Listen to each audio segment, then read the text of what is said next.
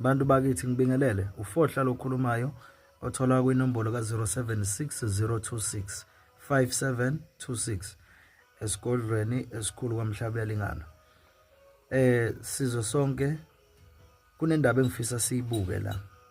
Njengamanje bonke abantu bafisa ukuvusa amakhaya, bafisa ukuvusa imizi yobaba, bafisa ukuthatha onkosikazi, nabanye bafisa ukwenziwa onkosikazi. Kodwa kunamakhaya esiphuma kuwona okutholakala ukuthi sithi siqala siya ngaphandle siyozama inhlanhla ezizweni, kube ukuthi lento ekungcola siphuma nayo egcekeni ekhaya noma ejaridini lapho esisuke sihlezi khona.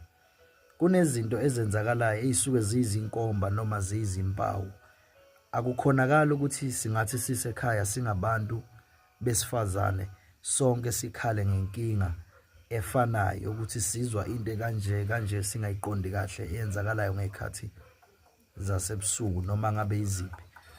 Kodwa into esuke ifuneka lapho kusuke kufunakala ukuthi nina niwumndeni noma nina enisuke senikunothisile nakubona, nikuphakamele, nihambe niye kokubheka, nikuhlole, nibone ukuthi lento ilungiseka kanjani isiphetho sakhona, ngoba ekugcineni kuzawugcina bese kubangazuthi siyabonga, kuzawugcina bese kubangazuthi labantu bala ekhaya abanayo inhlanhla noma abanikezanga isiphiwo sokuthi bathathwe, kanti ayikho into ekanjalo.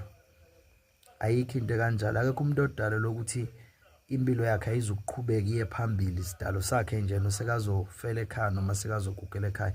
064 847 3110.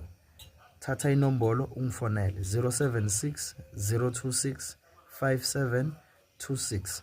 Uhlele ilanga ufike esigodlweni, sibuke into yakho sikwazi ukuyilungisa, siqhubeke siye phambili. Abaphila abantu. Amen.